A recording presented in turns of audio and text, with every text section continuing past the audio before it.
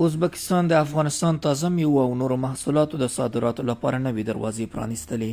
د ازبکستان هیواد سرخندریا چارواکو له افغان مسؤلینو سره په یو ګډ تفاهم کې ژمنه کړې چې د افغانستان تازه میوې او نور محصولات به نوموړي هیواد ته واردوي او د هوایي دهلیزونو له لارې به یې روسیې، چین، هندوستان او نورو نړیوالو بازارونو ته رسوي. د بلخ د سوداګرۍ او پانګونې خونې مسؤلین دغه هوکړه د افغان سوداګرو لپاره د بازار موندنې په برخه کې یوه لویه لاسته راوړنه بولي او دا ګام د هیواد د اقتصادي ځان بساینې په برخه کې برخلیک ټاکونکی یادوي. این کوریدور که به طرف آسیای میانه از طریق تاجیکستان و ازبکستان الحمدلله باز میشه که از طرف ازبکستان امروز آغاز میشه و تاجیکستان هم انشالله بزودی یک از طریق ولایت بلخ وصل میشه و یک سرحد تجارتی با آنها باز میشه.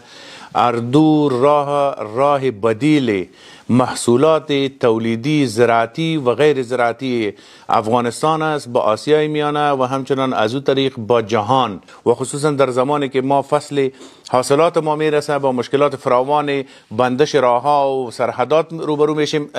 از این به بعد از این مشکلات ملت افغانستان، تاجر افغانستان بیرون میشه. همداراز افغان سوداګر د اسلامي امارت دغه نوښت ستایي او وایي چې دا به نه یوازې په هیواد کې د زراعت او سوداګرۍ پراختیا تضمین کړي بلکې د پاکستان لخوا د موسمي بندیزونو پر وړاندې به بدیله لار هم پرانیستل شي.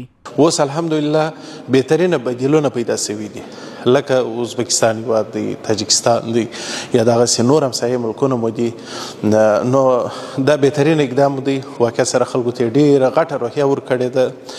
د دې دا وروستي سفرونه د امارات اسلامي د مشرانو لخوا د واقعیت سره پر بازار ډېر مثبت تاثیر کړی دی. زراعتي محصولاتو او نورو موادو دپاره بهترینه بازارونه دي چې ازبکستان هیواد دی چې موږ ته د یو ارتباطي پل حیثیت لري چې اوس اکثره زموږ موادونه د نورو ملکو سم پر دغه لاره راځي او زموږ اکثره موادونه چې نورو مرکزي اسیا هیوادو ته ځي پر دغه لاره باندې ځي. پاکستان چې کوم زموږ د تازه میوې وخت راشي دی لاره باندې بنده کړي په یوه بانه په بله بانه په بله بانه یو وخت تعرفه لوړه کړي بله ورچش وکړي بله ورچش وکړي دا کیسې کوي.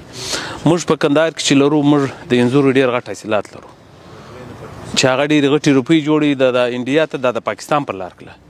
یعنې د تېر کال د انځورو یو من کندهارۍ دا په 4000 افغانۍ و، سږ کال په 1500 افغانۍ دي. همدارنګه یو شمېر نور سوداګر وایي چې هر کال د تازه میوو د فصل د رارسېدو سره سم د پاکستان له لوري دروازې تړل کیږي. خو د ازبکستان دغه اقدام کولی شي د افغانستان صادراتو دوام تضمین او نړیوالو بازارونو ته د لاسرسۍ نوي فرصتونه برابر کړي. بل بدیل لار چې د تاجکستان، ازبکستان، ترکمنستان، قزاقستان دغسې د روسیې خواته کوم لار دوی خلاصوي، کوریډور خلاصیږي، ډېره زیات تشکري کوو او ډېر ښه اقدام ده.